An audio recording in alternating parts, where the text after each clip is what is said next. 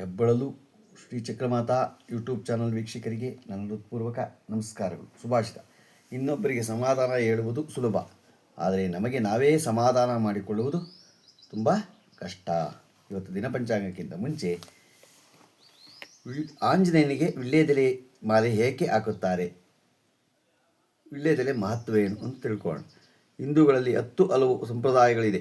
ಅಂಥ ಸಂಪ್ರದಾಯಗಳಲ್ಲಿ ದೇವರಿಗೆ ಮಾಲೆ ಹಾಕುವ ಸಂಪ್ರದಾಯ ಕೂಡ ಒಂದು. ಹೂವಿನ ಮಾಲೆ, ತುಳಸಿ ಮಾಲೆ, ಒಡೆಯ ಮಾಲೆ, ಇನ್ನು 10 ಹಲವು ತರಹದ ಮಾಲೆಗಳು ನಾವು ದೇವರಿಗೆ ಹಾಕ್ತೀವಿ. ವಿಳ್ಯೆದೆಲೆಯು ನಾವು ಪ್ರತಿ ಪೂಜೆ, ಹೋಮ, ಒಳದ ಹವನ, ಮದುವೆ ಮುಂಚೆ ಸಮಾರಂಭಗಳಲ್ಲಿ ಬಳಸುತ್ತೇವೆ. ವಿಳ್ಯೆದೆಲೆ ಇಲ್ಲದೆ ಪೂಜೆ ನಡೆಯುವುದಿಲ್ಲ. ತೆಂಗಿನಕಾಯಿ ಇರುವಷ್ಟೇ ಮಹತ್ವ ವಿಳ್ಯೆದೆಲೆಗೆ ಇದೆ ಎನ್ನುವುದನ್ನು ವಿಷಯವೇನೆಂದರೆ, ವಿಳ್ಯೆದೆಲೆಯ ಮೇಲ್ಭಾಗದಲ್ಲಿ ಲಕ್ಷ್ಮಿ, ಮಧ್ಯಭಾಗದಲ್ಲಿ ಸರಸ್ವತಿ, ಕೊನೆಯ ಭಾಗದಲ್ಲಿ ಗೌರಿಯು ವಾಸಸ್ಥಾನವಿದೆ. ಇದೇ ರೀತಿ ಕೆಲವರು ಪ್ರತಿದಿನ ಬೆಳಗ್ಗೆ ಎದ್ದ ತಕ್ಷಣ ಕೈಯನ್ನು ವಿಳ್ಯೆದೆಲೆಯ ರೂಪದಂತೆ ಒಡಿಸಿಕೊಂಡು ಕರಾಗ್ರೇ ವಸತೆ ಲಕ್ಷ್ಮೀ, ಕರಮಧ್ಯೆ ಸರಸ್ವತಿ, ಕರಮೂಲೆ ಸ್ಥಿತೆ ಗೌರಿ, ಪ್ರಭಾತೆ ಕರದರ್ಶನ್ ಎನ್ನುವ ಶ್ಲೋಕದ ಹೇಳಿ ದಿನ ಆರಂಭಿಸುತ್ತಾರೆ. ಇಂತಹ ವಿಳ್ಯೆದೆಲೆಯಿಂದಲೂ ಮಾಲೆ ಮಾಡಲಾಗುತ್ತದೆ ಮತ್ತು ಆ ಮಾಲೆಯನ್ನು ಆಂಜನೇಯನಿಗೆ, ದೇವಿಯ ಮೂರ್ತಿಗೆ ಹಾಕಲಾಗುತ್ತದೆ. ಮಂಗಳವಾರದ ದಿನ ಹನುಮನಿಗೆ ವಿಳ್ಯೆದೆಲೆಯ ಮಾಲೆಯನ್ನು ಅರ್ಪಿಸಿ ಪೂಜಿಸುವುದರಿಂದ ದುಷ್ಟ ಶಕ್ತಿಗಳು ಪ್ರಭಾವದಿಂದ ಮುಕ್ತಿ ಪಡೆಯಬಹುದು. ಅಲ್ಲದೆ ಹೀಗೆ ಪೂಜೆ ಸಲ್ಲಿಸುವುದರಿಂದ ಯಾರಾದರೂ ಮಾಟ ಮಂತ್ರ ಮಾಡಿದ್ದರೆ ಅದು ಪ್ರಭಾವ ಪೂಜೆ ಸಲ್ಲಿಸಿದವರ ಮೇಲೆ ಬೀಳುವುದಿಲ್ಲ ಎಂದು ನಂಬಿಕೆಯೂ ಇದೆ. ಇದರ ಜೊತೆ ವಿಳ್ಯೆದೆಲೆ ದೀಪವನ್ನು ಕೂಡ ಹಚ್ಚಲಾಗುತ್ತದೆ. ವಿಳ್ಯೆದೆಲೆಗೆ ಅರಿಶಿನ ಕುಂಕುಮ ಹಚ್ಚಿ ಅದರ ಮೇಲೆ ಹಣತೆ ಇಟ್ಟು ತುಪ್ಪ ದೀಪ ಹಚ್ಚಬೇಕು. ಹೀಗೆ ಜೋಡಿ ದೀಪವನ್ನು ಹಚ್ಚುವುದಲ್ಲದೆ ಲಕ್ಷ್ಮೀ ಕೃಪಾ ಸದಾ ನಮ್ಮ ಮೇಲಿರುತ್ತದೆ, ಮಾಂಗಲ್ಯ ಭಾಗ್ಯ ಉತ್ತಮವಾಗಿರುತ್ತದೆ ಎಂಬ ನಂಬಿಕೆ ಇದೆ. ಪುರಾಣಗಳ ಪ್ರಕಾರ ಸೀತಾಮಾತೆಯು ಆಂಜನೇಯನಿಗೆ ಧನ್ಯವಾದ ಗೌರವಿಸಲು ವಿಳ್ಯೆದೆಲೆ ಹಾಕಿದ್ದರು. ಆಂಜನೇಯನಿಗೆ ವಿಳ್ಯೆದೆಲೆ ಇದೇ ಕಾರಣಕ್ಕೆ ಬಹಳ ಪ್ರೀತಿ. ವಾಯುಪುತ್ರ, ಮುಖ್ಯಪ್ರಾಣ ದೇವರು, ಆಂಜನೇಯ ಪುತ್ರ, ಚಿರಂಜೀವಿ, ಹೀಗೆ ಹಲವು ಹೆಸರುಗಳಿಂದ ಪೂಜಿಸಲ್ಪಡುವ ಆಂಜನೇಯನಿಗೆ ವಿಳ್ಯೆದೆಲೆ ಮಾಲೆಯನ್ನು ಹಾಕುವುದು ನೋಡಿರುತ್ತೇವೆ.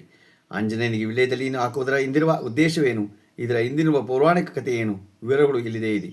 ಅಪರೂಪದ ಲಂಕಾಸುರ ರಾವಣನು ಸೀತಾಮಾತೆಯನ್ನು ಅಪಹರಿಸಿ ಅಶೋಕವನದಲ್ಲಿ ಬಂಧಿಸಿಟ್ಟಿದ್ದನು. ಶ್ರೀರಾಮ ಆಜ್ಞೆಯಂತೆ ಆಂಜನೇಯನು ಸೀತಾಮಾತೆಯನ್ನು ಹುಡುಕುತ್ತಾ ಲಂಕೆಗೆ ಬಂದಾಗ ಸೀತೆಯು ರಾಮನನ್ನು ನೆನೆಯುತ್ತಾ ವಿಳ್ಯೆದೆಲೆಯ ತೋಟದಲ್ಲಿ ಕೂತಿದ್ದಳು. ಆಂಜನೇಯನಿಗೆ ವಿಳ್ಯೆದೆಲೆಯ ಹಾರ ಹಾಕಿದ್ದ ಸೀತೆ.